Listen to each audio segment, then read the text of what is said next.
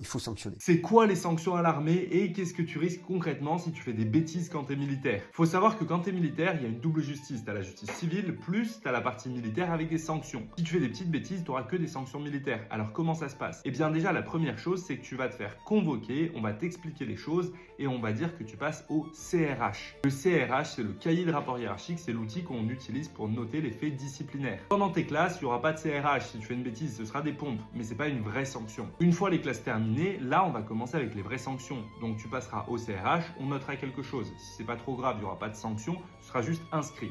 La deuxième fois, si c'est plus grave, là, il y aura sanction. Cette sanction, au début, elle peut être légère, donc ça peut être simplement faire des TIG en plus, des tours de consigne. Si c'est plus grave, tu peux avoir un avertissement et ensuite, ce sera des jours d'arrêt. Et ce qu'il faut comprendre, c'est que ces sanctions, elles vont se cumuler dans ton dossier. Et quand tu as beaucoup de sanctions, derrière, ça va avoir un impact sur ton avancement, donc sur ta carrière. Les jours d'arrêt, c'est quoi? C'est très simple, c'est des jours où tu ne pourras plus sortir du régiment, tu seras enfermé dans le régiment. Dans le passé, on avait des prisons qui étaient des bâtiments un peu moins bien. Aujourd'hui, la prison, ça n'existe plus que dans la Légion étrangère, sinon ça a été supprimé. Et aujourd'hui, c'est juste des chambres normales, mais tu n'as plus le droit de sortir. Et pendant que tu es aux arrêts, tu vas aussi devoir faire des tours de consigne. Donc, tu iras tous les soirs voir l'officier de permanence qui te donnera des missions à faire. Perso, à chaque fois que ça m'est arrivé en tant qu'OP, je disais juste de balayer vite fait et j'étais sympa. Mais ça dépend vraiment des OP.